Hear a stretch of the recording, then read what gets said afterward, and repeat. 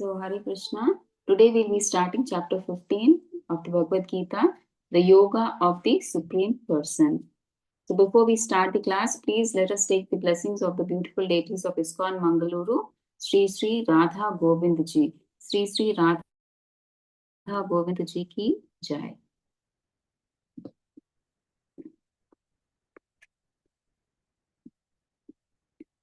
Okay, 5.1, first shloka. ऊर्ध्वमूलम् अधः शाकम् अश्वत्थं प्राहुरव्ययम् छन्दांसि यस्य पर्णानि यस्तं वेद स वेदवित्. The Supreme Translation by Srila Prabhupada Jai.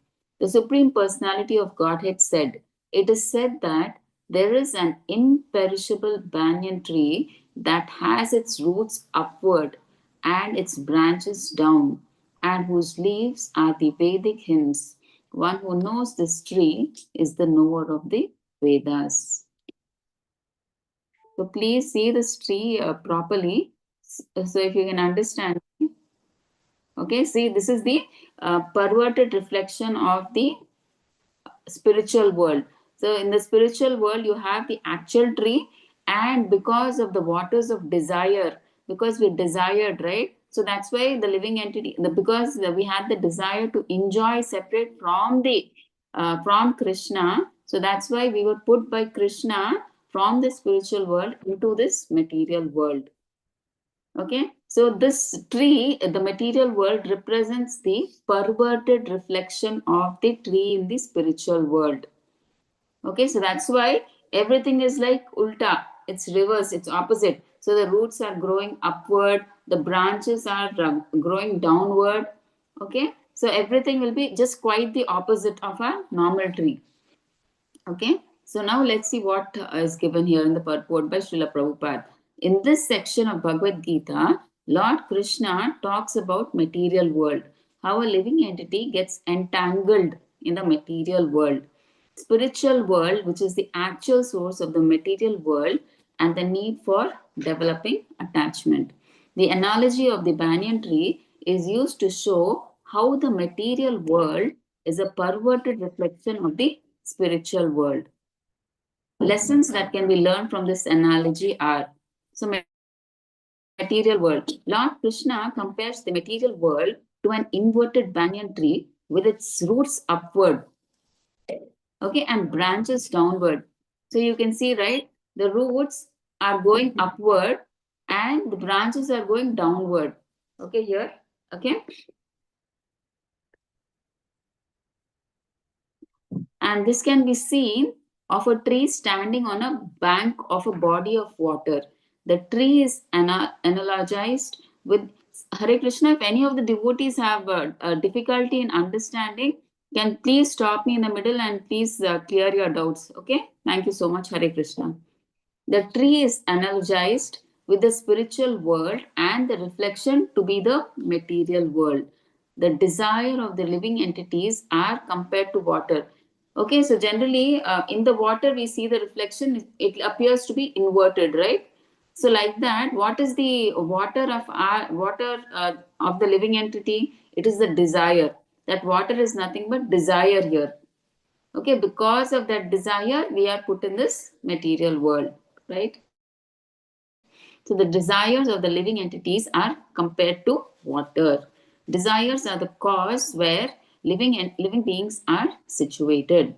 A living being performing fruitive activities is like a bird jumping from branch to branch, enjoying the fruits of the tree, which are dharma, artha, kama, moksha. So you can see, right, here we have dharma, economic development, religiosity, sense gratification we have, right? So these are different branches. So he's jumping from one branch to another. Okay.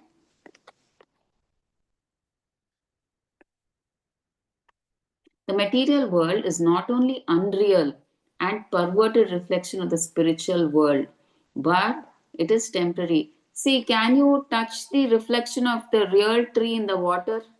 It is unreal, right? You can't touch it. And it is reflected. It is perverted reflection. I mean, it is ulta. It's opposite, quite opposite to the real tree. And it is temporary also, right? So this material world is temporary, right? It is not permanent like the spiritual world. A tree is not going to live forever. Similarly, all the living entities wandering in the material world are not going to be permanently situated at one place. Based on their activities, there are two possibilities. Some living entities might get liberated from the clutches of material energy and go back to the spiritual world.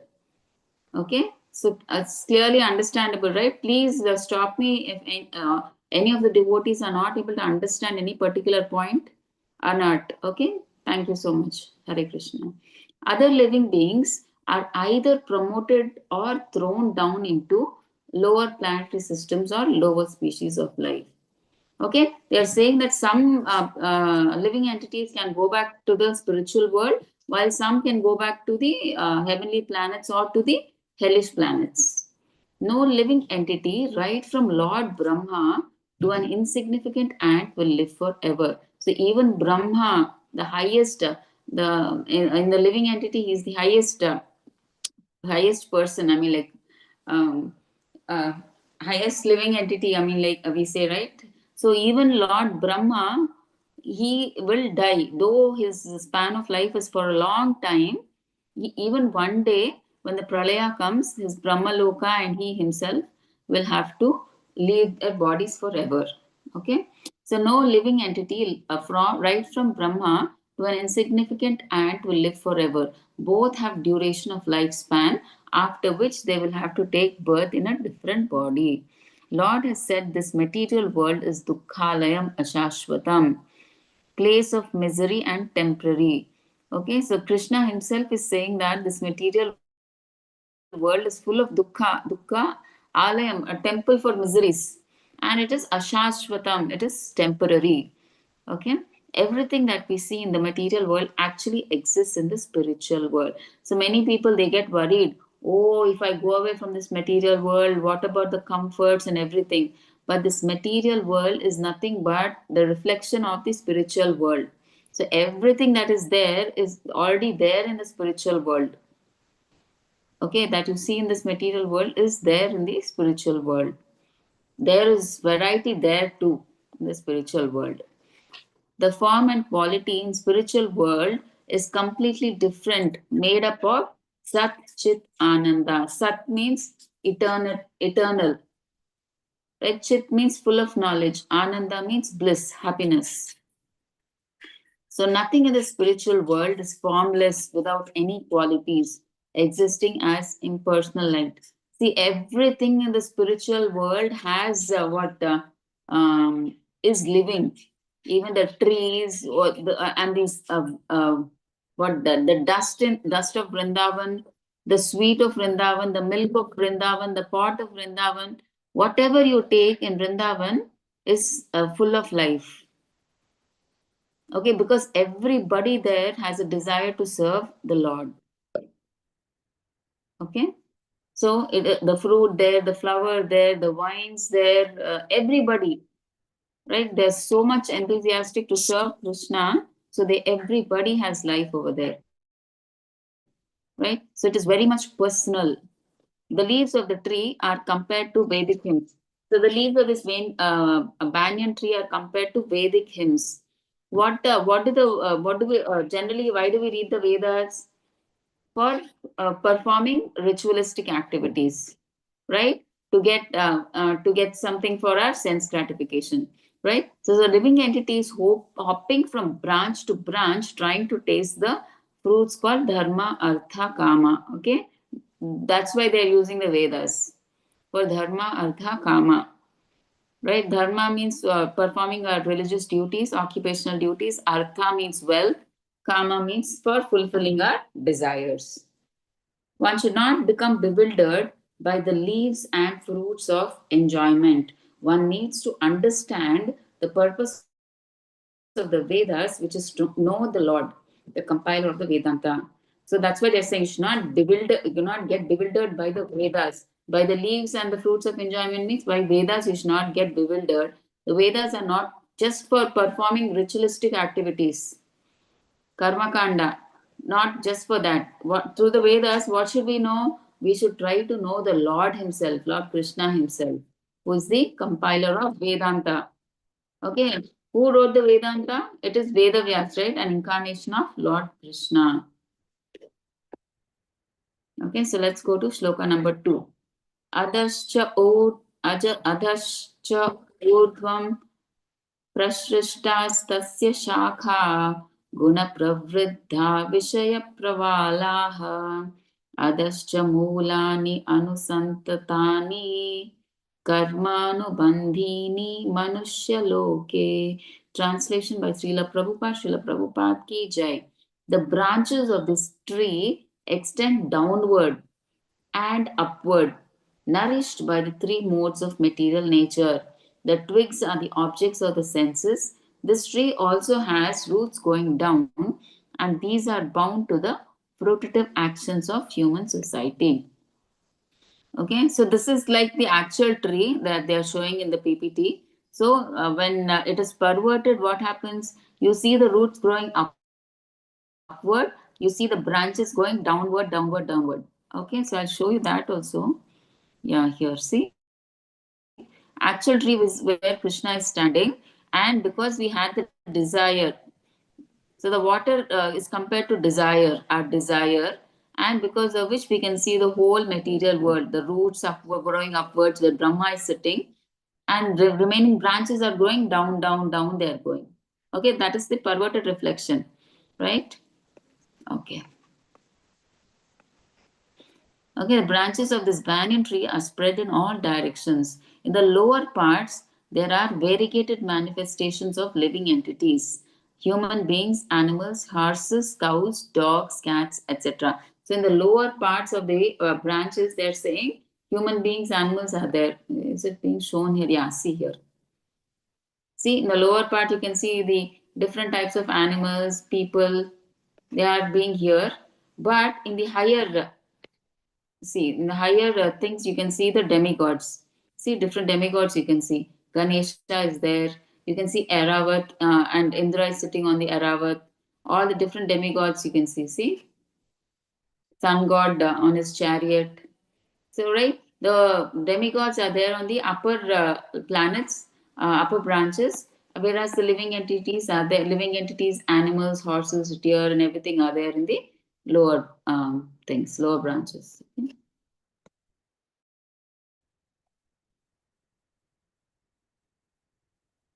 Okay, so whereas on the upper parts of the higher forms of living entities, the demigods, Gandharvas, and many other higher species of life are there. As a tree is nourished by water, so this tree is nourished by the three modes of material nature. So, how is the material nature run? It is basically on the three modes, right? So, as a tree grows by pouring water, so this material nature is nourished by these three modes. Just as some tracts of land are barren and some tracts green, depending on the availability of water, depending on the prevalence of particular modes of material nature, different species of life are manifested. See, depending on the particular mode, we get different kinds of senses, and different senses have different sense objects, right? So that's what they're telling. So like depending on the mode they will get like if you're in ignorance you'll get one kind of senses, if you're in rajoguna you will get one type of senses, and if you're in tamoguna you'll get one type of senses. So depending on that you will they will different type of living entities take birth. Okay, the twigs of the tree are considered to be sense objects. See, sense objects means sight, smell, sound, taste, form, touch, and so on. Okay. By development of different modes of nature, we develop different senses, right? Eyes, ears, nose, skin, and mouth, right? Each person will have eyes, a different set of eyes, different set of senses. See, even though your eyes and my eyes are same, but the eyes what your eyes see is different. what my eyes see is different, right? Depending on our modes, it is different. Okay, that's why we get different senses. So your sight may be something else. You want to see something else. I want to see something else. Someone else wants to see something else. So depending on the modes, each one of us we get different senses. Okay, eyes, ears, nose, skin, and mouth analogize to the tips of the branches. Through the senses, we enjoy different varieties of sense objects. See, if you just have the senses, it is not enough. You need to have the sense objects, right? You need to have that vision as I see outside appears. I mean, if you just have eyes, is it enough? You need to have that sight, right? Chakshu, they say, right? Eyes, that sight should be there. That vision should be there from inside. See, many, even the blind people, they have eyes, but can they see? No. Some people are deaf and dumb. They have ears and mouth they have, but can they speak and hear? No. Right? Some people have tongue. They have tongue, but they can't taste. Okay, so we need to have those sense objects. The senses are associated with the enjoyment of different sense objects. The subsidiary roots are attachments and aversions, which are byproducts of different varieties of suffering and sense enjoyment. Okay, so different kinds of attachments we have in this material world, like wealth, name, fame, family members. So these are called the subsidiary roots. Means even deeper you are going. So you are getting more and more attached, which creates more and more suffering and enjoyment. Okay, the tendencies towards piety and impiety are considered to develop from these secondary roots, which spreads in all direction. So here you can see, right? Pious acts you can see here, pious acts, and you can see the impious acts here, right?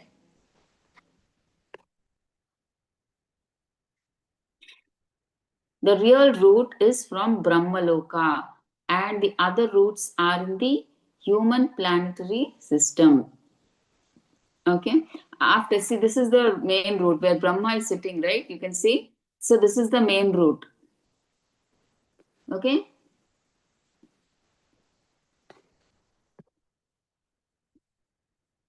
after one enjoys the results of virtuous activities in the upper planetary systems, he comes down to this earth and renews his karma or fruitive activities for promotion.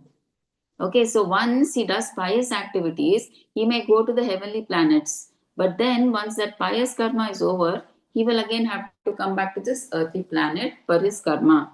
And again, he has to do his activities again and perform his fruitive activities again for going back to heavenly planets. This planet of human beings, the earth, is considered to be the field of activities. The field of activities means where he performs the activities with this body. Okay, so the banyan tree, see, this is the banyan tree actually in the spiritual world. Now, this exactly you can make out. See, this is when it is reflected how it is. So, Brahma is sitting on the topmost root, and you can see like the branches are going downwards, roots are going upward. Okay, so now we'll see the comparison here. What is the reflecting medium? So the original tree is the spiritual world. Material world is reflecting on desire.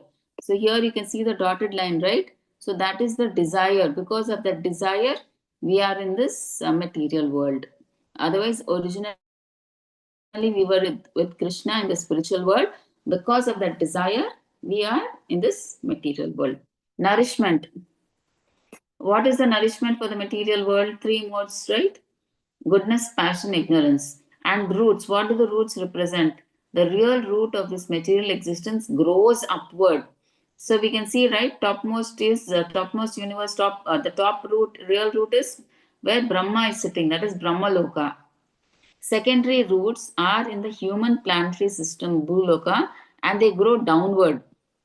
Okay, so main root is growing upward, but the secondary roots are growing downwards and spread in all directions. Subsidiary roots are attachments and aversions, which are byproducts of different varieties of suffering and sense enjoyment. tendencies towards piety and impiety are considered to develop from these secondary roots. So branches also we saw upper and lower. Like where in the upper we saw where the demigods are staying, 14 planetary systems, right? And in the lower we saw the human beings and the animals and everybody staying, animals and human beings staying. So various manifestations. Lower parts of the branches are human beings, animals, horses, cows, dogs, cats, etc. Upper parts are the demigods, Gandharvas, and many other higher species of life. And the green leaves are called what? Vedas. The Vedic hymns. The Vedic hymns, they earlier they used to only chant, right? There was no written this thing. So that's why they're calling Vedic hymns. They say Om something something mantra. They say again Om. They say, right? So like that. So the Vedas generally they perform sacrifices only for going to for sense gratification to get something from that. Okay, as a karma kanda activity for sense gratification to go to heavenly planets. But they are saying the purpose of the Vedas is to know Krishna. So twigs means sense objects, sound, form, touch, etc. And the tips of branches are senses. So per our desires, we get different types of senses. Okay, and there's senses according to their sense objects, they do sense gratification. And fruits, karma of jivas, dharma, artha, kama, moksha. That is what they want, right? That is why they do all these fruitative activities. For dharma, they want artha, kama, and moksha.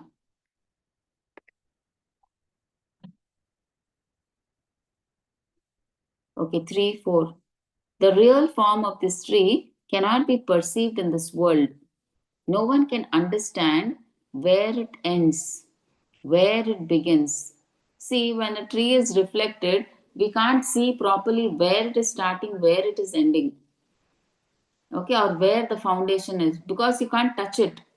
It's a reflection in water. When you see it in water, you can't see it properly. You don't know where the starting is, you don't know where the ending is. But what are they saying? But with determination, one must cut down this tree with the weapon of detachment.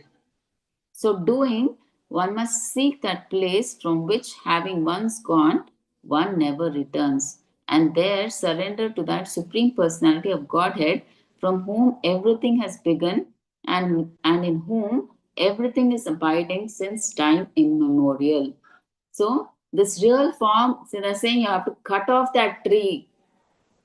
Okay, the tree that is there, that reflected tree, somehow you have to cut off, which are not even, you see, you can't touch it, you don't know the start and the end of that tree. But what you can do is somehow get detached, cut off the what is that they say? Cut down this tree with the weapon of detachment. Okay, so let's see what Prabhupada says. The real form of this banyan tree cannot be understood in this material world. It exists, the real tree, see, it exists in the spiritual world. The root of the reflected tree is upwards. So we saw the root, the main root Brahma, it is going up, growing upwards. And extensions of the real tree is at the other end. So it, at the tree, the branches are at the other end, at the opposite end. We don't know how much deep those branches are, where they are ending, we don't know. So, but it is at the other end. Entangled within the material expansions of the tree, the extent of the tree cannot be seen. So it is so deep, so thick that you don't know where it is ending. The origin of the tree also cannot be located. So the starting point of where the root is, that is also not, you're not able to locate. So, however, the cause has to be traced. Analogy. See, like how I am the son of my father is the son of so and so, etc. And then finally, the search reaches one to Brahma, because Brahma is the creator of all living entities. So Brahma, and then Brahma is generated by whom? Garbhodaka Sai Vishnu. Finally, the search ends in the Supreme Personality of Godhead. Because from Krishna come the different Vishnu Murtis, right? Garbhodaka Sai Vishnu and all. Right. So this is achieved. So how do we come to know this? That finally it is ending in Krishna. See, not everybody believes this chain. See, I'm I have a father, my father has a father, his father has a father, and so on till Brahma, and Brahma's father finally is Krishna. So, who tells us this? Right? Not everybody can understand this philosophy. So, this is achieved only in the association of persons who know about the Supreme Lord. So, in the association of devotees, do we know? When we hear the speeches, we get this knowledge. Okay, on acquiring this knowledge, one becomes gradually detached from this false reflection of reality, situating himself in the real tree. Okay, the word asanga shastrena, weapon of detachment, is very significant as the attachment for sense enjoyment and lording over the material nature is very strong. Right, that is why we have come to this material world. Right, we wanted to enjoy, we wanted to enjoy like Krishna, separate from Krishna. So we like Krishna, we wanted to be the enjoyer, we wanted to be the master, like that. So after then, and after we come to know the truth, after being enlightened in the association of devotees, one must first surrender to the Lord. Once one succeeds reaching the supreme abode, one never returns to this false reflected tree. So once you go back to Goloka, there's no way you look back to this material world again. The Supreme Lord Krishna is the original root from whom everything has emanated. So everything comes from Krishna. Even before the creation, Krishna was there.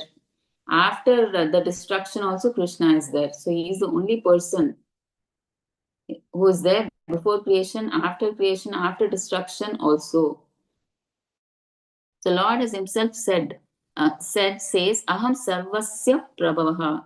I'm the origin of everything. So from him, everything comes, even the demigods, the Prakriti, the spiritual planets, everything comes from him.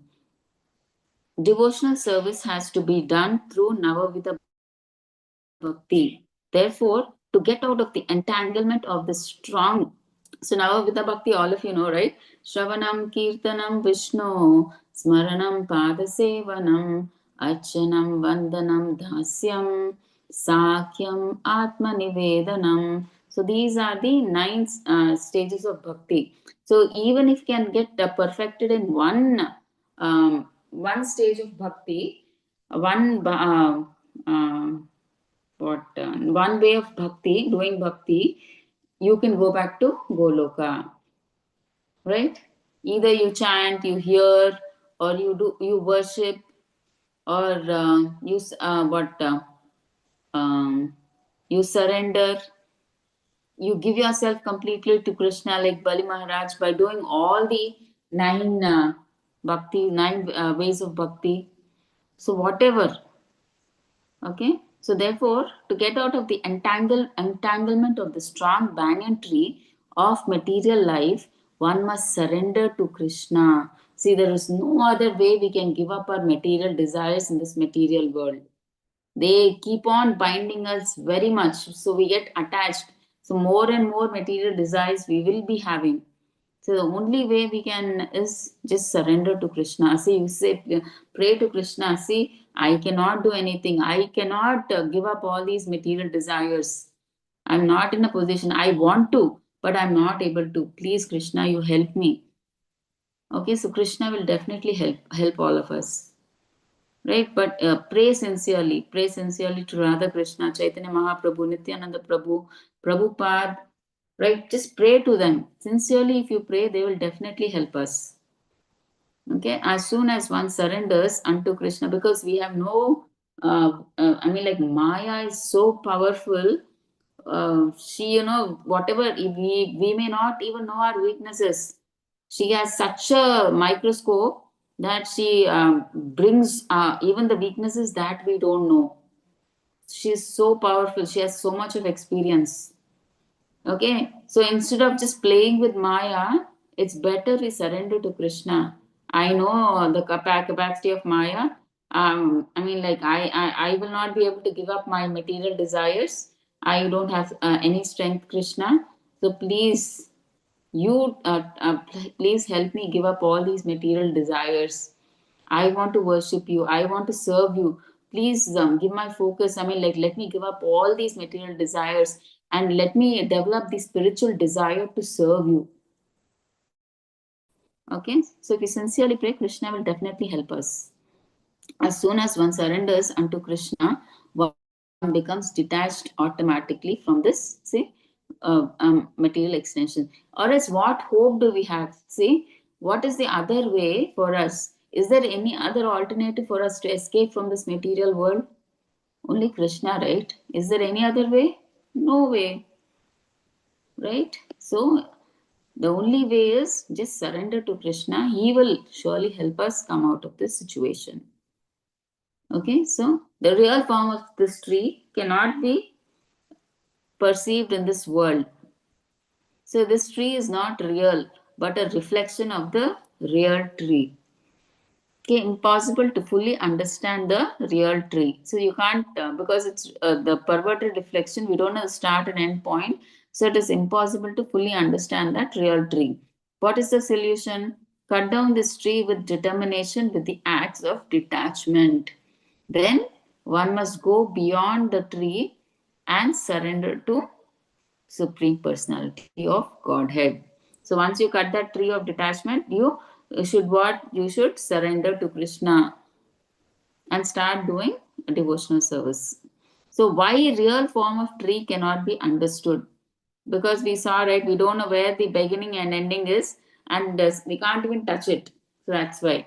So how to find out the cause? We saw, right, how father's father, and finally it goes to Krishna. Okay, how do we know that all this?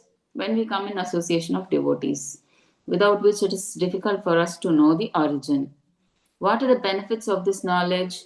Gradually become detached from false reflection.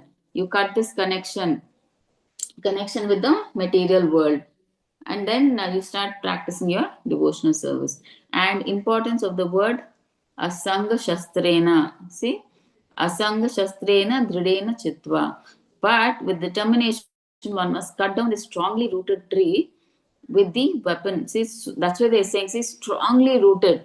So we are so attached to family members. We have so many material desires. We are attached to sense gratification. All so many material desires we have. We want name, fame, all these things, comforts we want. So all these, we can't on our own accord. We can't forgo all these. It's not at all in our hands. We can't get, yeah, I mean, detached easily.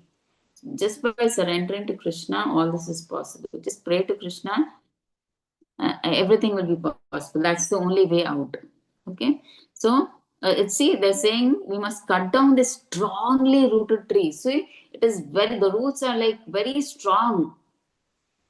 Okay, with the weapon of detachment, you have to cut this strongly rooted tree. So detachment is the only way out of the tree. So find one in knowledge. How do you get detachment? When you're in association of devotees, you get to know the real knowledge that I mean, like, you have a father, father has a father, so and so on, Brahma to Krishna. So how do we know all that? In association of devotees. And then you surrender to the Lord, you attain the eternal abode. निर्माण मोह जित संग दोषा आध्यात्म नित्या विनिवृत्त कामाः द्वन्द्वैर्विमुक्ताः सुख दुःख संज्ञैर् गच्छन्ति अमूढाः पदम् अव्ययम् तत्. Those who are free from false prestige, illusion, and false association, who understand the eternal, who are done with material lust, who are freed from the dualities of happiness and distress, and who, unbewildered, know how to surrender unto the Supreme Person, attain to that eternal kingdom. So, this verse describes the process of surrendering. Firstly, one should not be deluded by pride.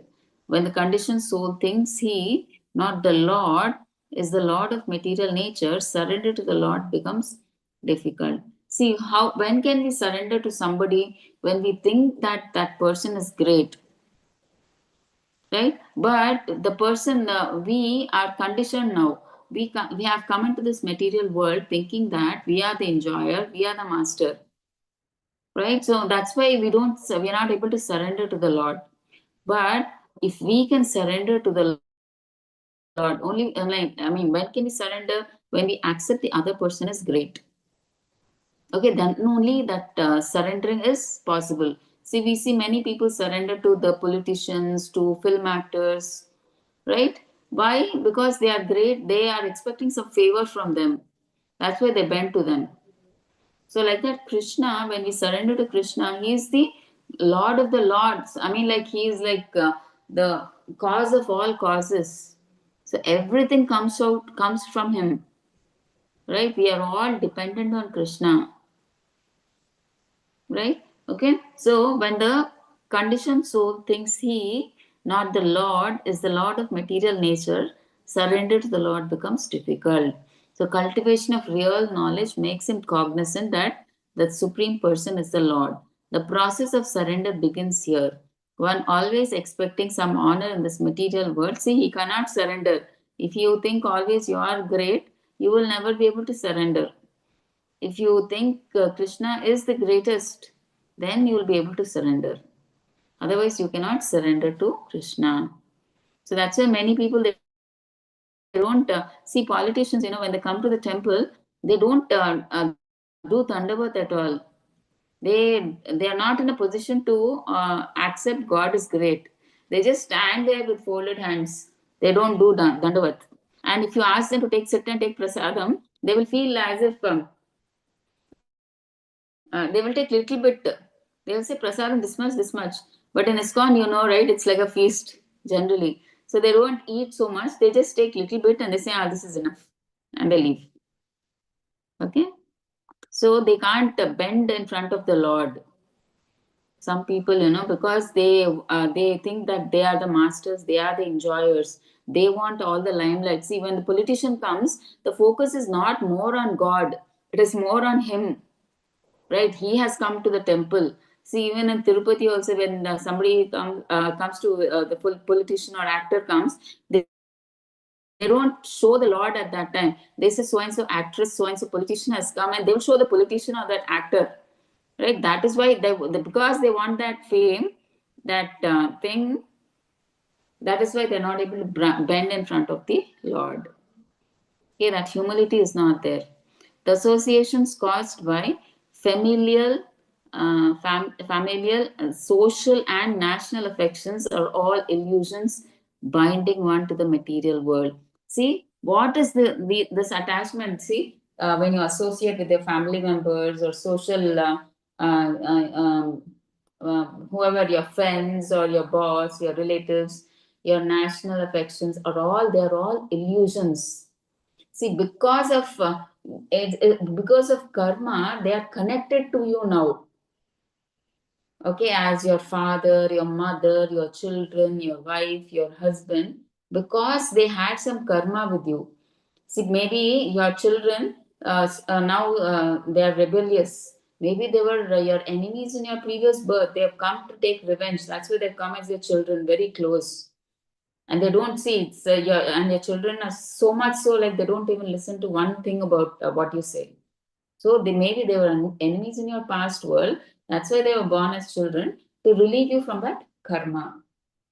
Everybody that you meet in this world, your relationship or whatever bonding, is because of karma. It is like you are what debted to them in some way or the other. So they come to clear that debt. So only if we have no debt, then can we go back to Godhead, right? There should be no good karma or bad karma. Then only we can go back to Shiva, right? So all those debts should be gone. Then only we can go back to Krishna.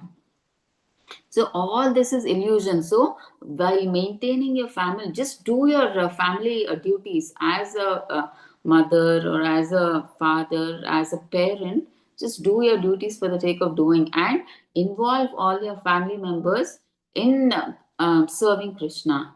So that is our main thing, right? We should be as a family to serve Krishna. Like, we may be fighting or struggling or whatever, but our center of focus should be Krishna, right? So that should be the thing. But don't show your love, give your love only to Krishna, right? All of us should give our love to Krishna, right? And but as responsibilities we have to do towards our children or towards a husband or towards our parents, or that we should do as a responsibility, right? And but the love should be given only to Krishna, because how much, I mean it, I mean you don't say give it to your parents. The only thing is like you, the more you start giving love to them, it's like what do you say, you get attached. You don't I mean like the way you give love is like you, it creates more and more bonding attachment, but it should be like a responsibility, like he's your son, I mean it's your responsibility to bring him to Krishna consciousness, so that should be our main duty.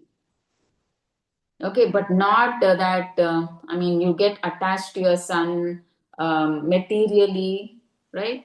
You should connect him spiritually. Okay, so that should be the main intention. The associations caused by familial, social, and national affections are all illusions binding one to the material world. So, detaching from these, and you see, how much ever you serve your parents or your father, or your husband, your wife, your children, they are never satisfied. They say, "What have you done?" Neither you are satisfied nor they are satisfied. How much ever you do for them, you are not satisfied, they are not satisfied. But little work you do for Krishna, Krishna glorifies it 100 more times. Though you've just done a small thing, he glorifies it. Oh, he has done so much for me. Okay? So that's why it's better you do everything for Krishna. And just do your duties and responsibilities for your remaining family members. Because they will never be satisfied, you will never be satisfied. Okay, because your Swarupa is Jivera Swarupa Hoy Nityara Krishna Das. So you will also be happy only when you serve Krishna. Okay, so when you serve Krishna, all your family members will automatically be satisfied. So we've seen that, right? When you serve Krishna, everybody is satisfied. See, it's like watering the root of the tree. If you water the root of the tree, the whole tree is nourished. You don't have to separately water the root, trunk, the fruit, flower, the branches. You don't have to separately. So you just pour water to the root. The whole tree is grows well. It's nourished properly. So like that, if you please Krishna, automatically everybody is pleased. Okay, you don't have to separately please your parents, your children, your husband, your wife, like that. So just try to please Krishna, everybody will be pleased. So detaching from these, one has to develop spiritual knowledge. So you get detached from all the material activities, sense gratification, and you have to develop spiritual knowledge. The maintainer should differentiate what is his own and what is not his.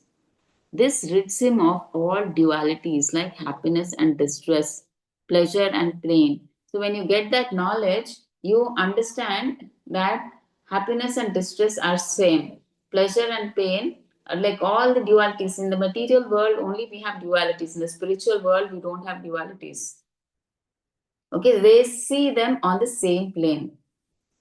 Okay, when you get that knowledge, it's not like when you get happiness you jump, they jump in joy, or when they get sadness they sink down, nothing like that. So they see equal, on an equal plane. Okay, if they're happy, they just thank Krishna. That's all. If they're in distress, also they thank Krishna. They say, oh, maybe because my past karma, I must have done this to someone, so my karma, my bad karma is going. So they thank Krishna. And in fact, they thank Krishna because maybe I should have got 100% bad karma, but Krishna is only giving me 10% bad karma. He's removed my 90% bad karma through this, by giving this distress. So that's how their devotees take. So everything they are on a steady platform. Okay. So once in full knowledge, he is able to surrender himself to the Supreme Lord. See, who will be able to surrender to the Supreme Person? Moha, one is freedom from illusion. Jita Sangha Dosha, freedom from false association like family members, social, and all those national. And Adhyatma Nitya. So understand the eternal.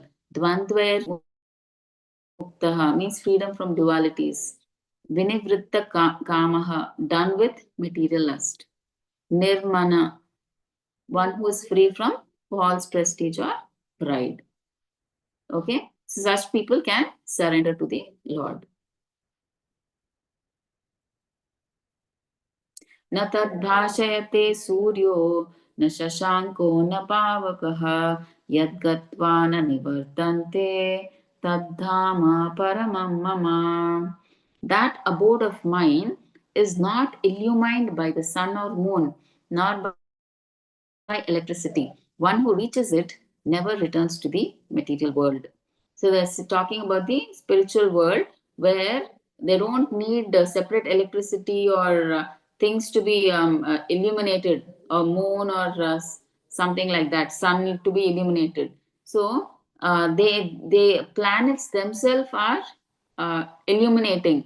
Okay, let's see here in the purport. Prabhupada says this verse describes the spiritual world, the abode of the Supreme Personality of Godhead Krishna, known as Krishna Loka or Goloka Vrindavan. In the spiritual sky, there is no need of sunshine, moonshine, fire, or electricity because all the planets are self luminous. We have only one planet in this universe, the sun, which is self luminous, but all the planets in the spiritual sky are self luminous. Okay, so like the planet itself is self luminous for them. See, like we are on the Earth planet now. So the Earth, their planet itself is luminous. So for us on Earth planet, I mean, like we are rotating in a solar system, right? So in that, the only one planet that is luminous is the sun. So remaining all planets, that's why they're rotating around the sun and they get the light and heat from that sun.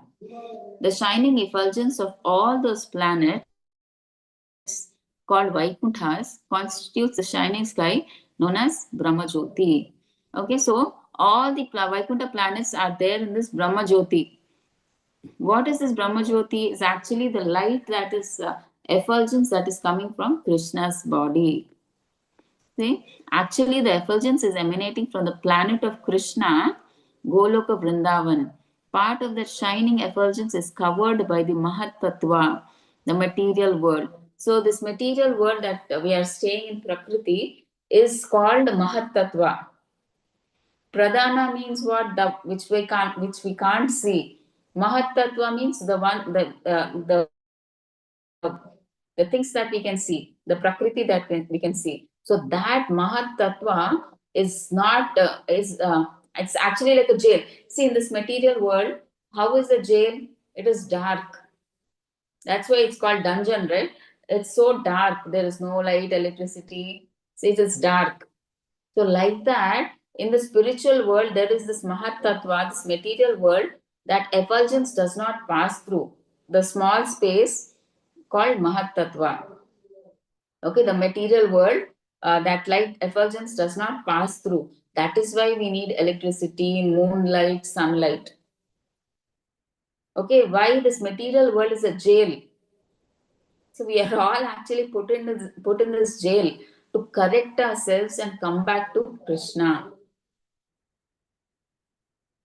Okay, so part of that shining effulgence is covered by the Mahat Tattva. So in that Mahat Tattva region, the effulgence of Krishna doesn't enter. Mahat Tattva means nothing but the material world.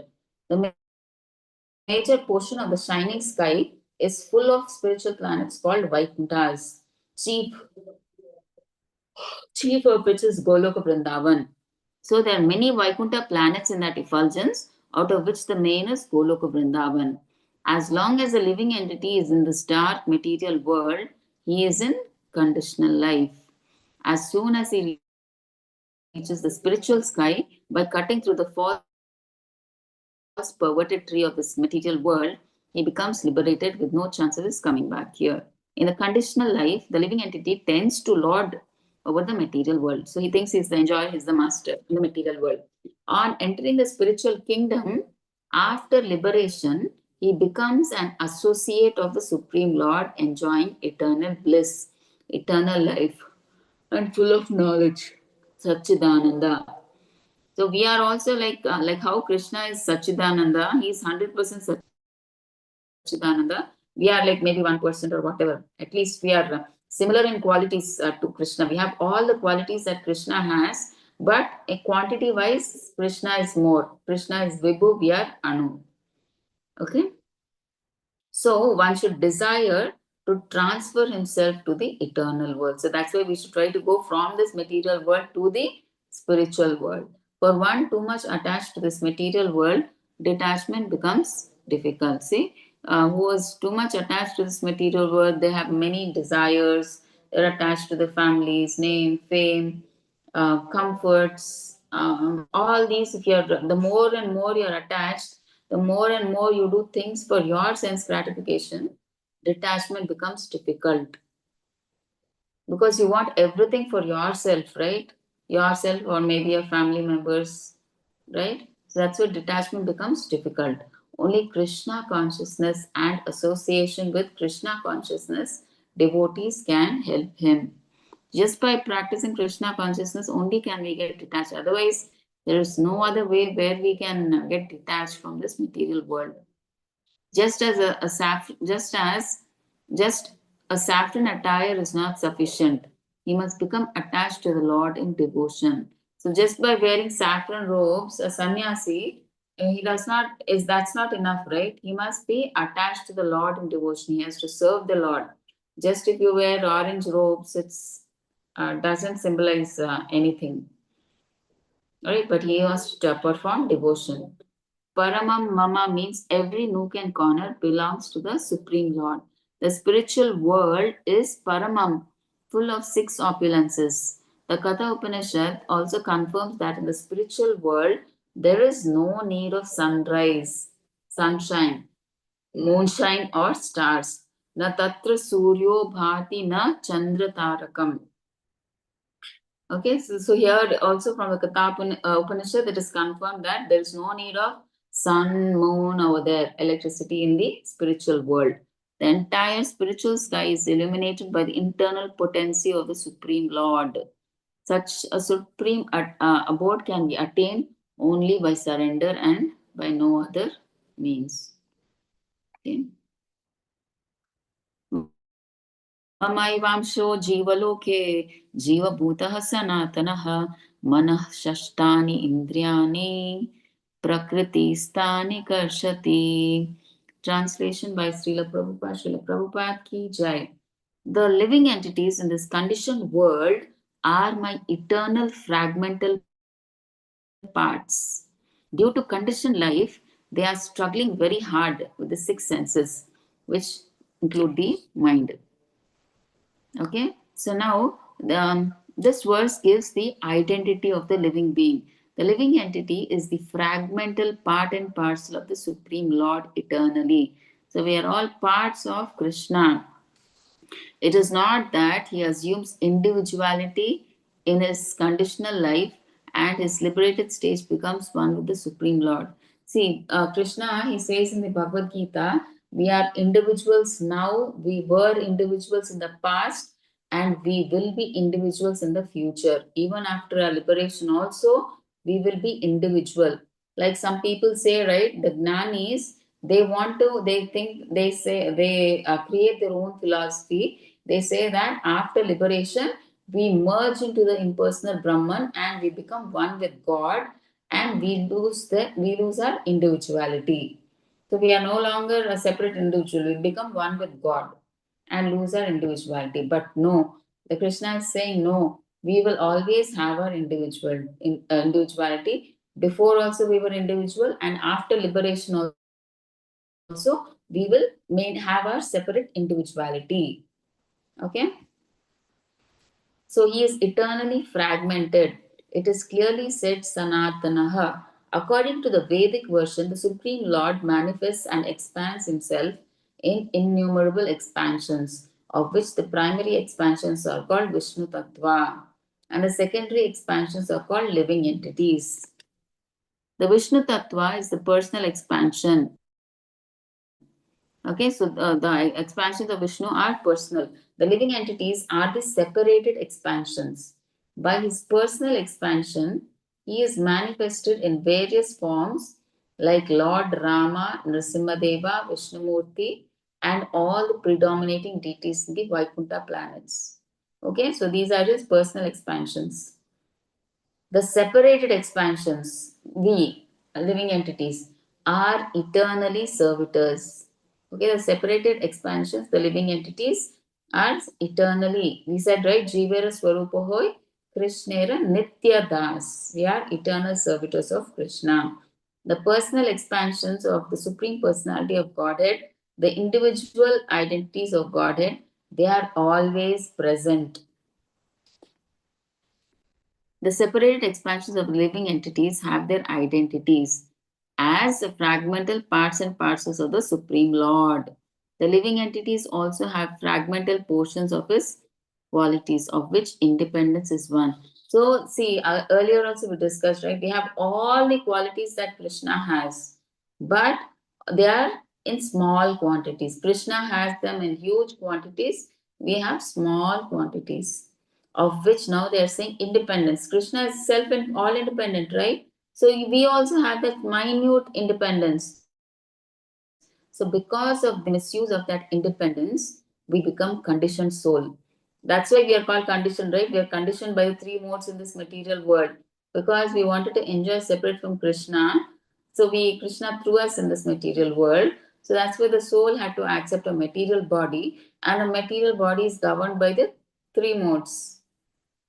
And the soul, because he thinks he's the body, that's why he thinks he's being governed by the three modes. Okay. In either case, he is qualitatively eternal, as the Supreme Lord is. In his liberated state, he is freed from his material condition and he is under the engagement of transcendental service unto the Lord. Forgets the transcendental loving service of the Lord. The living entities, not only human beings and the cats and dogs, but even the greater controllers of the material world, Brahma, Lord Shiva, and even Vishnu, are all parts and parcels of the Supreme Lord. So, not only us, it's even the animals, cats and dogs, insects, even Brahma, Lord Shiva, Vishnu, are all parts and parcels of the Supreme Lord. Okay, they are all eternal, not temporary manifestations. The word karshati, struggling, karshati means struggling or grappling hard, is very significant.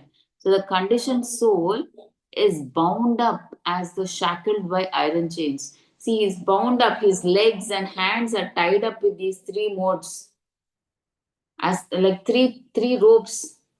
The mode of ignorance is one rope. The mode of Rajoguna is one mode. Sattva is one rope. So these ropes, three ropes, have tied our hands and feet.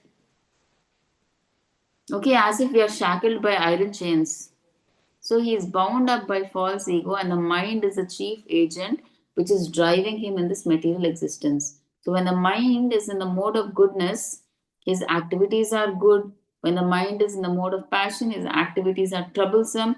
And when the mind is in the mode of ignorance, he travels in the lower species of life. The conditioned soul is covered by the material body with the mind and the senses, and when he is liberated, this material covering perishes. But his spiritual body manifests itself in its individual capacity by the grace of the Lord. The revived spiritual body can see the Supreme Personality of Godhead face to face. He can hear and speak to him face to face, and he can understand the Supreme Personality as he is. From Smriti also, it is understood in the spiritual planets, everyone lives in bodies featured like the Supreme Personality of Godhead. So in Vaikuntha, all they have four-handed forms. So everybody looks like Vishnu only.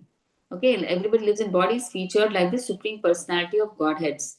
As far as bodily construction is concerned, there is no difference between the part and parcel living entities and the expansions of Vishnumurti. The words Mamai Vamshaha, fragmental parts and parcels of Supreme Lord, are also very significant. The fragmental portion of the Supreme Lord is not like some material broken part. Okay, the spirit cannot be cut into pieces. The fragmental portion is eternal. So each and every individual body possesses the fragmental portion of the Supreme Lord. That fragmental portion, when liberated from the body and bodily entanglement, revives its original spiritual body in the spiritual sky, in a spiritual planet, and enjoys association with the Supreme Lord. It is, however, understood here that the living entity, being the fragmental part and parcel of the Supreme Lord, is qualitatively one with the Lord, just as parts and parcel of gold are also gold. Okay, so we are all like fragmental parts of God. We have like how a son gets the same qualities as a father, right? See, like that, we have all the qualities that Krishna has, but in small quantities. But Krishna has in large amounts. Okay, like that. What is the identity of the living entity? Original position. Living entities are eternal part and parcels of Krishna. Living entities belong to Supreme Lord in the spiritual world. But what is their current position now? They are now struggling hard in the material world with mind and senses. Okay. 15.8 Shariram yat avapnoti yaccha api उत्क्रमत् उत्क्रमतीश्वरः गृहीत्वैतानि संयाति वायुर्गन्धान् इवाशयात्. The living entity in the material world carries his different conceptions of life from one body to another as the air carries aromas. Here, the living entity is described as Ishvara, the controller of his own body. If he likes, he can change his body to a higher grade, and if he likes, he can move to a lower class. So, minute independence is there. So, it's all in our hands. See, if you want to get go, I mean, like if you want to improve yourself, you can go to a higher grade. I mean, like higher level of planets. If you want to degrade, do bad activities and go to a lower class, like you can be born as an animal. So that minute independence is there. The change of his body undergoes depends on him. So at the time of death, the consciousness he has created will carry him on to the next type of body. So we have to be very careful. So at the time of death, whatever our consciousness, see, generally our consciousness catches what we like. See, throughout the life, right from the time you are as a small child till your death, everything comes like a flashback at the time of death. And at that time, the mind or whatever the consciousness it catches one particular thing which you are attached to, right? That becomes the reason for your next birth. So if you, from now itself, if you practice Krishna consciousness, your every step, every activity that you do is dedicated to Krishna, then at the end of your life, so you will automatically remember Krishna, right? If you don't remember Krishna also, Krishna will come and say Krishna in your ear. Because you have given your whole life to Krishna sincerely, right? Whatever activity that you were doing, cooking or sweeping, mopping, washing dishes, whatever you were doing with focus, with as to, just to please Krishna, right? You were working, doing a job to please Krishna, whatever, right? So Krishna definitely takes care of such a devotee. So if he has made his consciousness like that of a cat or dog, he is sure to change to a cat's or dog's body. And if he has fixed his consciousness on godly qualities, he will change into the form of a demigod. And if he is in Krishna consciousness, he will be transferred to Krishna Loka in the spiritual world and will associate with Krishna. It is a false claim that after the annihilation of this body, everything is finished. Generally, many people think that once the body is burnt off or when it's cremated or whatever, everything is over. But no, the individual soul is transmigrating from one body to another, and his present body and present activities are the background of his next body, right? Whatever desires that he has will be stored in the mind, that is in the subtle body. What is the subtle body made up of? Mind, intelligence, false ego, right? So at the time of death, whatever desire that we had is there in the subtle body. Subtle body is nothing but the mind, intelligence, and false ego. So the subtle body along with the soul and super soul get transferred into the next body based on our desire and karma and consciousness at the time of death. So that helps us get another body in the next life. So this process of transmigrating from one body to another and struggling while in this body is called karshati, or struggle for existence. See, process of transmigration is explained. The living entity acquires a material mind and carries different conceptions of life from one body to the next. So whatever you your mind catches, that is what, depending on that you take a body. It's like this: as the air carries aromas. See, if the air is passing through a rose garden, you get the smell of roses, and the same air, if it passes through garbage, you get that smell. So similarly, you will get the smell, right? So like that, the body that you take in your next birth is dependent on what your consciousness is. Right? Accordingly only you will get the body. Okay. 9. See, this is the important thing. Shrotram chakshuhu sparshanam cha rasanam ghranam evacha adhishtaya manaschayam vishayan upasevate. The living entity, thus taking another gross body, obtains a certain type of ear, tongue and nose and sense of touch, which are grouped about the mind. So he thus enjoys a particular set of sense objects. See, when we have the eyes, we should have chakshu also. What is this chakshu? Chakshu is that vision. Okay, so these are the different sense objects. See, externally to see, you have ear, but you should have that sense object, shrotram. Okay, they should have the capability to hear through the ear, right? Then only you can hear, because many people have ears externally to see, but they can't hear, right? Same way, granam, nose. People have sometimes have nose, but they're not able to breathe properly. Okay, granam, that breathing capability should be, that sense object should be there. Granam, tongue. See, some people, they, if you give them a chili also, they will eat, but they will not have, they will not feel that spice. If you give them a sweet, nothing, no taste. So they will, externally to see, they will have the sense organ, tongue, but that sense object rasanam is not there. Okay, and sense of touch, skin, that what sense object sparshanam should be there. Some people, if you pinch them or you beat them, they will not have that sense of touch. Okay, externally they may have skin, everything, but they don't have that sense object sparshanam. Okay, so they should have that sense object, then only they can feel. Okay, so if the living entity adulterates his consciousness with the qualities of cats and dogs, in his next life he gets a cat or dog body and enjoys. So actually consciousness is originally pure like water, but if we mix water with certain color, it changes. Similarly, consciousness is pure for the spirit soul.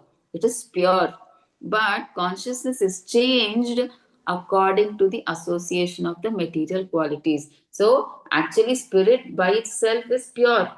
It is spiritual in nature.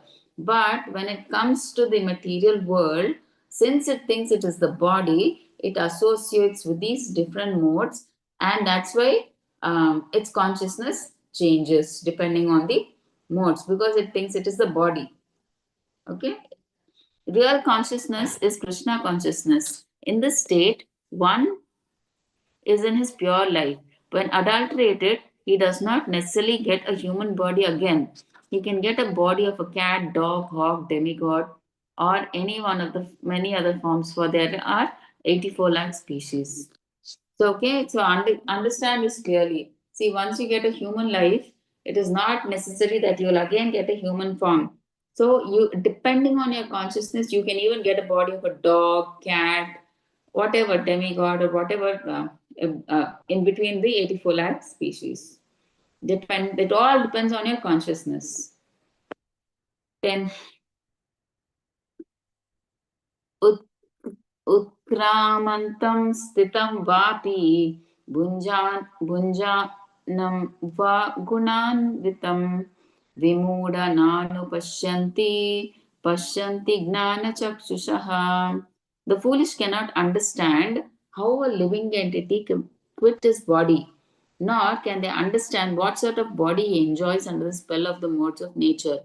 But one whose eyes are trained in knowledge can see this. The word Gnana Chakshusha is very important. Without knowledge, one cannot understand how a living entity leaves his present body, nor what form of body he is going to take in his next life, nor even why he is living in a particular type of body. Okay, so if people don't have that correct knowledge, they will not understand all these things.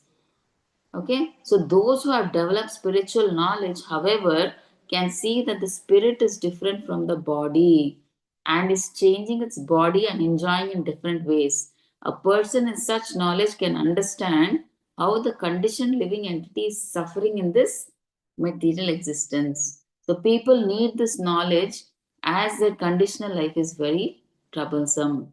They should become Krishna consciousness and liberate themselves to transfer the spiritual to the spiritual world.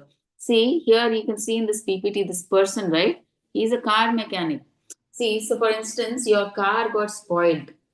So you open the front of the car and you try to repair. You repair. I mean, like you just try to see what is the problem. You see for some time, and then you are not able to fix the problem. So then what happens? You call the mechanic. The mechanic, he comes, and within a minute, within few seconds, he does everything. Okay, so what was the difference? The mechanic is a person who is expert in the repairing of cars. He knows what is the problem. So that is why he could do it properly. He could fix it. But we don't know that. We don't have that knowledge, right? Like the mechanic has. So here, similarly, also in the material world, when we have that particular knowledge, like why are we in this body? We are just not the body, we are the soul, we are separate from the body. So when we get all this knowledge, we understand. I mean, like how we become like the mechanic, right? Otherwise, we are like the person who is on the other end. He doesn't know, like initially he tries to repair, but he does not have the knowledge to repair the car.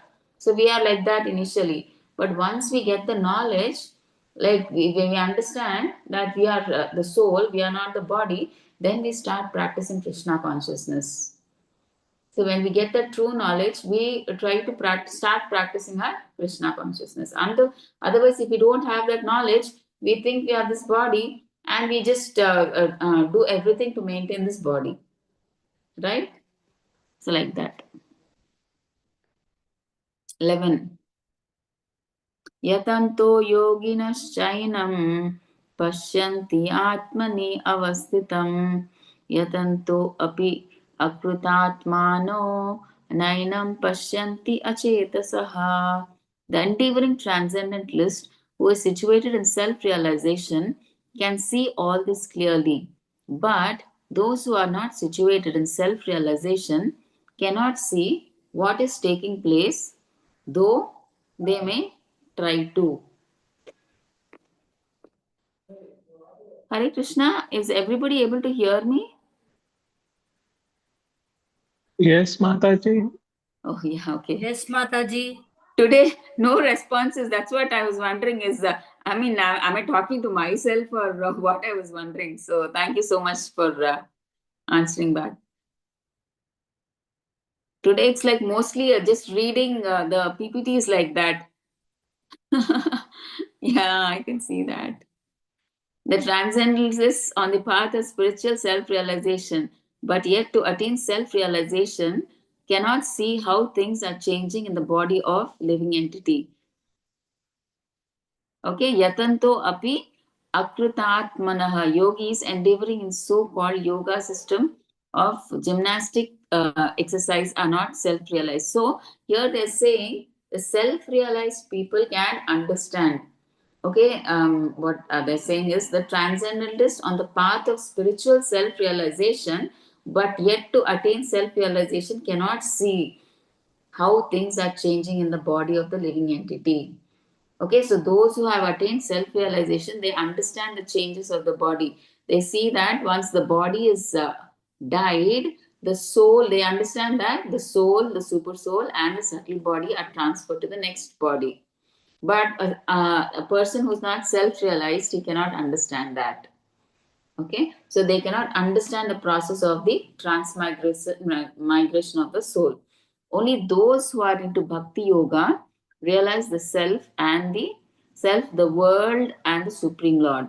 They can understand how things are taken place, including transmigration of the soul. So, what is the cure of this ignorance? Krishna says knowledge. Those who are trained can see all this clearly because their minds are clarified by yoga practice and thus situated in self realization.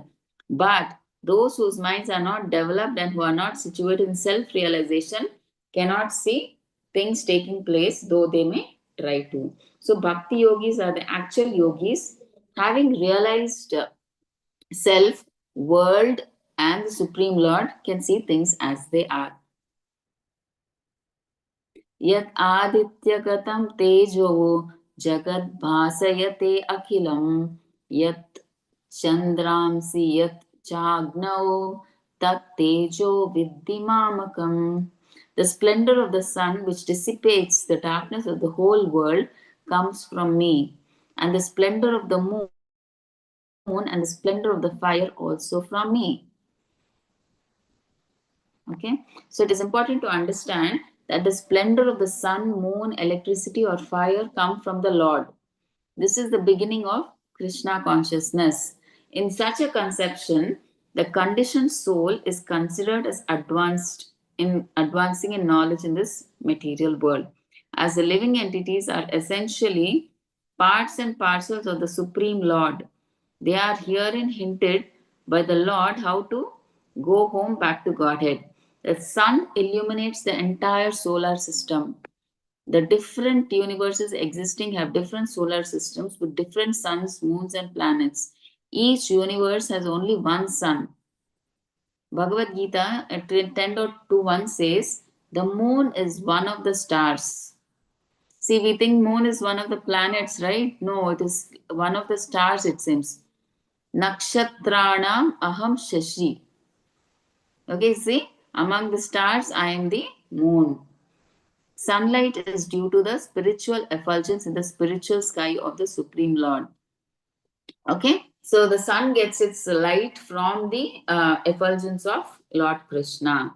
With the rising of the sun, the activities of the human beings start.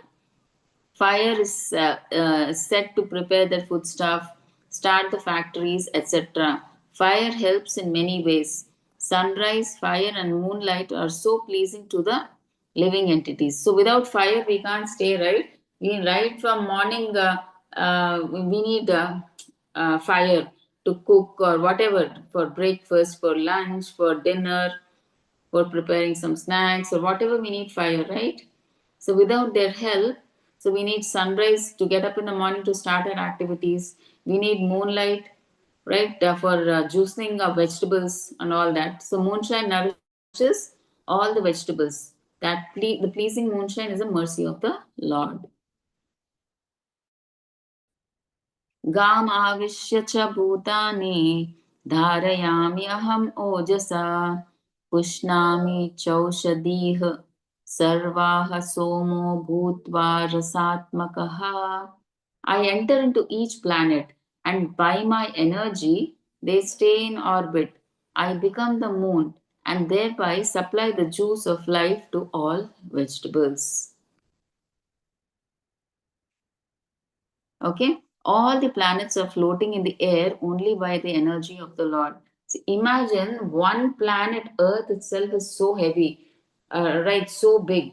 So all the planets which are revolving, the sun, around the sun, all the planets that are revolving, I mean the solar system, they are all rotating very nicely. They're floating in their own orbits, rotating and floating on in the orbits. How is it possible? It's because Krishna is controlling them. See, the Lord enters every atom, planet, and living beings as Paramatma, his plenary portion.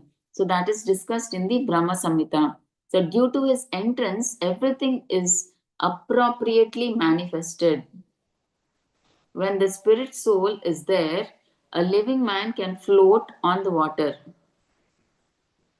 When the living spark is out of the body and the body is dead, it sinks. Okay, see, when the spirit soul is there, the man is there. Um, um, I mean, like when we are alive, see, we can swim and we can float on water, right?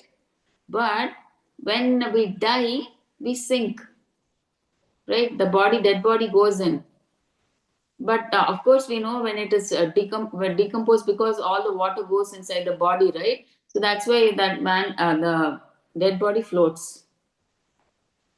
Okay, so similarly, all planets float in space due to the entrance of the supreme energy of the Supreme.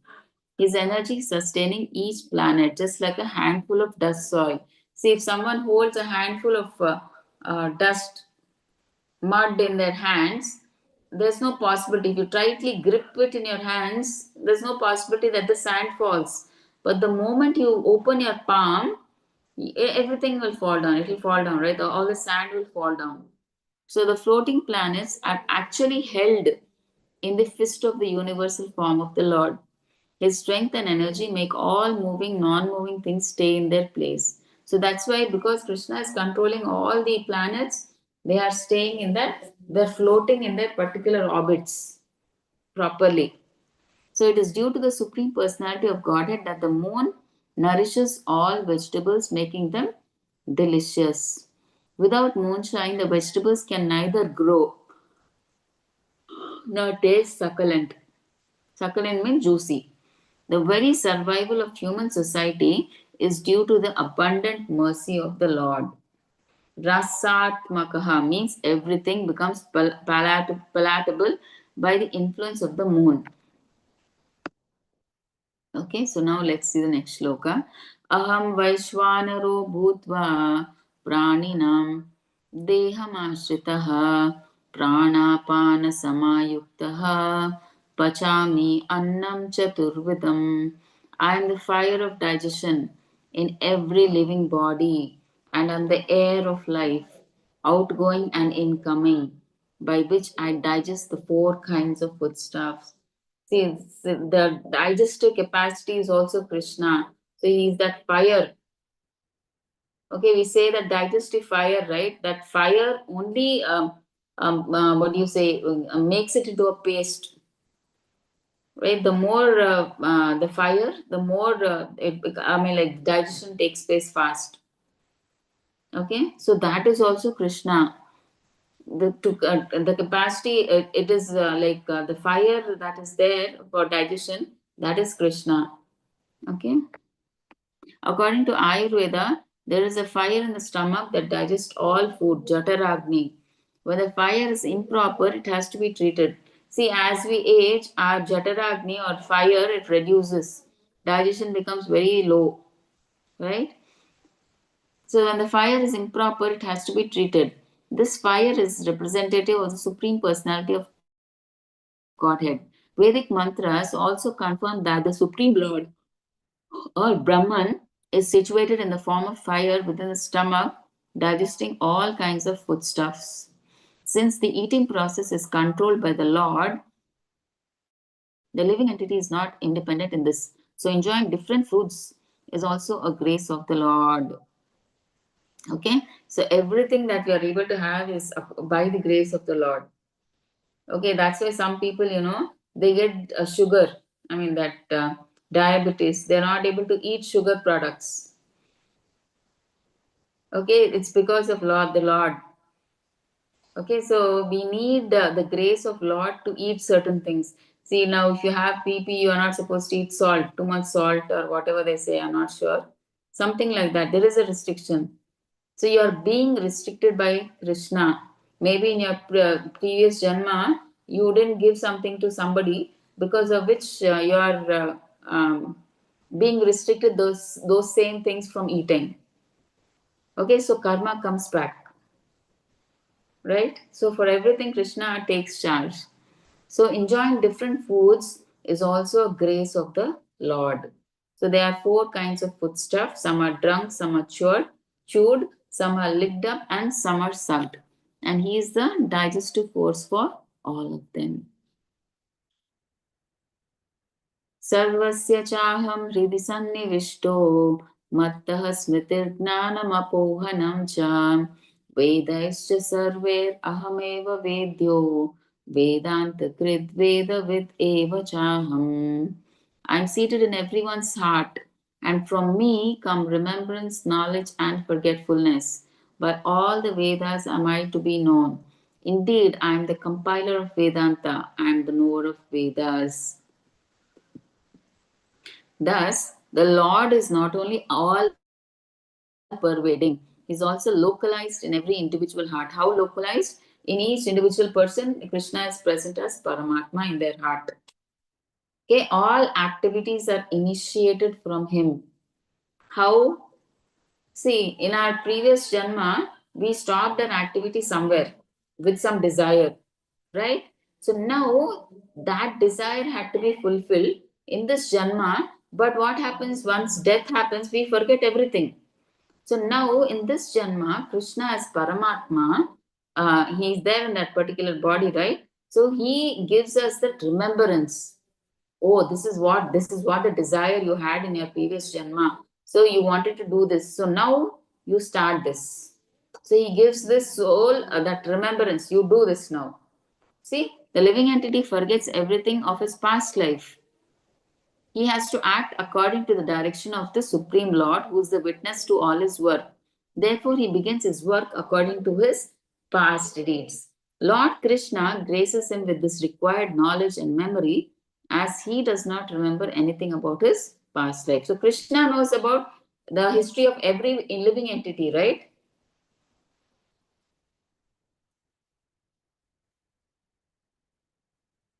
Okay, so he knows like what we were doing, what our desires are, and everything, but we don't know because once death happens, we forget everything when we take this new body.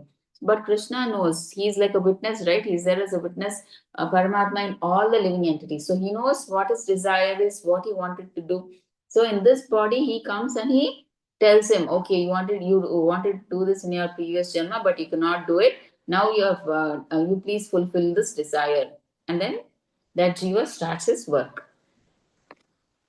He is worshipable as the impersonal Brahman, the Supreme Personality of Godhead, localized Paramatma, and also as the form of incarnation of the Vedas as well. The Vedas give the right direction to people so that they can properly mold their lives and come back to Godhead, back to home. The Vedas offer knowledge of the Supreme Personality of Godhead, Krishna. Krishna in his incarnation as Veda Vyasa is the compiler of the Vedanta Sutra. Antah pravishtah shasta jananam. The living entity forgets as soon as he quits his present body, but he begins his work again initiated by the Supreme Lord. Although he forgets, the Lord gives him the intelligence to renew his work from where he ended in his last life and suffer or enjoy in this world.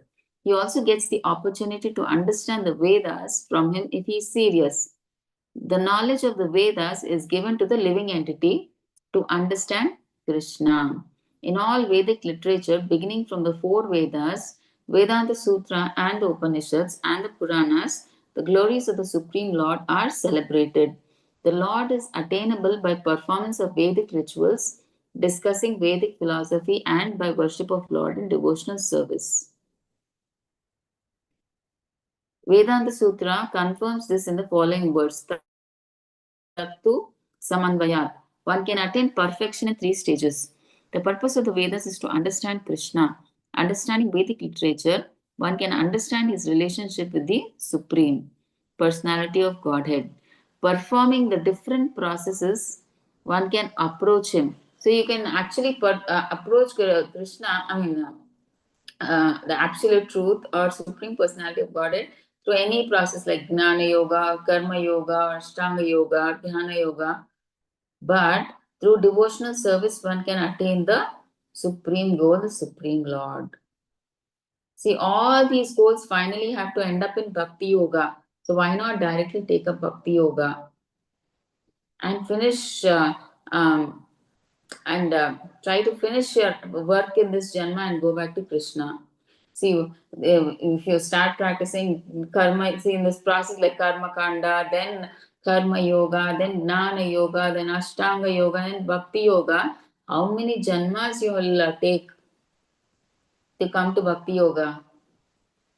But when you finally know that you have to come to bhakti yoga, why not take to bhakti yoga in this janma, finish it in this janma, and go back to Krishna? Okay. 16. There are 2 classes of beings, the fallible and the infallible. In in the material world, every living entity is fallible, and in the spiritual world, every living entity is called infallible. Okay, let's see. What is that? See, according to Vedanta Sutra, compiled by the Lord's incarnation as Vyasadeva, the innumerable living entities can be divided into the fallible and the infallible. Living entities are eternally separated parts and parcels of the Supreme Personality of Godhead. When they are in contact with the material world, they are called Jiva Bhuta. Okay, Sharaha Sarvani Bhutani means they are fallible. Fallible means what? They undergo death. Okay, they change their bodies. That is what fallible means. See, those in oneness with the Supreme Personality of Godhead, however, are called infallible. So those who are with Krishna, they are liberated souls. So they don't undergo death over there. Right? In the spiritual world, there's nothing as death. Only death takes place here. So in the spiritual world, the liberated souls, they are infallible, and the people who are here, conditioned souls, they are fallible. Okay, they all agree that the Supreme Personality of Godhead, as stated in the Vedanta Sutra, is the source of all emanations. The conditioned living entities who are struggling in this world with the mind and 5 senses have their material bodies which are changing. So they keep on changing. They die and they get new body. The soul gets a new body. Again they die, the soul gets a new body. So in the spiritual world, the body is not made of matter. Therefore, there is no change because there they accept a spiritual body. So there is no change over there. So in the material world, the living entity undergoes 6 changes: birth, growth, duration, reproduction, dwindling, vanishing. In the spiritual world, the body does not change. There is no old age, no birth, no death. They are all exist in oneness. So the beginning from the first created being Brahma down to the small ant, they are changing its body. Therefore, they are fallible. In the spiritual world, however, they are always liberated. Okay, in oneness. 17. Besides these two, there is the greatest living personality, the Supreme Soul, the imperishable Lord Himself, who has entered the 3 worlds and is maintaining them. According to Katha Upanishad, okay, this means amongst the living entities, both conditioned and liberated, there is one supreme living personality, the supreme personality of Godhead as Paramatma. He maintains them and gives them all the facility of enjoyment according to different work. The supreme personality of Godhead is situated in everyone's heart as Paramatma. A wise man who can understand him is eligible to attain peace, not others. Okay, 18. Because I am transcendental beyond both the fallible and the infallible, and because I am the greatest, I am celebrated both in this world and in the Vedas as a supreme person. Okay, so Krishna is neither fallible nor infallible. Like he is the creator of both, right? The liberated and the conditioned souls. Although the living entities and the Supreme Lord are both individuals in the living entities, either in the conditioned stage or in the liberated state, cannot surpass in quantity his inconceivable potency. So we always say that we are all similar in quality wise to Krishna, but quantity wise we always differ. Okay, Krishna has large amount. He is 100%. He may possess all the qualities. We may just possess 1% or how much ever, like that. It is incorrect to think of the Supreme Lord and the living entities as being on the same level or equal in all respects. There is always the question of superiority and inferiority between their personalities. He is therefore the greatest of personalities. Okay, here there's actually a typo error. It's actually not the super soul, it is the soul. Okay, the soul coming out of the body enters the impersonal Brahma Jyoti, because the super soul never comes out from a material body, right? It's spiritual in nature. It's the soul actually coming out of the body enters the impersonal Brahma Jyoti. We know, right? How the Gnanis, they want to merge they want to merge into the impersonal Brahma Jyoti, and they want to lose their individuality. The Lord in his form, he remains in his spiritual identity. That supreme is called the Supreme Personality, exhibiting and diffusing his spiritual effulgence, which is the ultimate illumination. The self same Supreme Personality. So they are talking about the three stages of God realization. The impersonal Brahman, okay, that Brahma Jyoti they're talking about, and second is the localized Paramatma. Localized means he's there in the heart. We meditate on Paramatma in the heart. The Ashtanga yogis do that, right?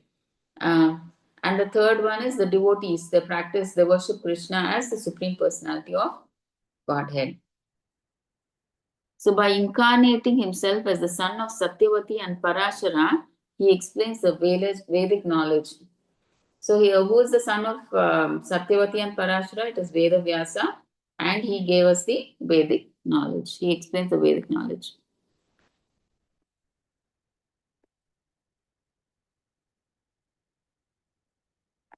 Whoever knows me as the Supreme Personality of Godhead without doubting is to be understood as the knower of everything, and he therefore engages himself in full devotional service, O son of Bharata. So, Lord clearly explains one who truly knows him is the actual knower of everything.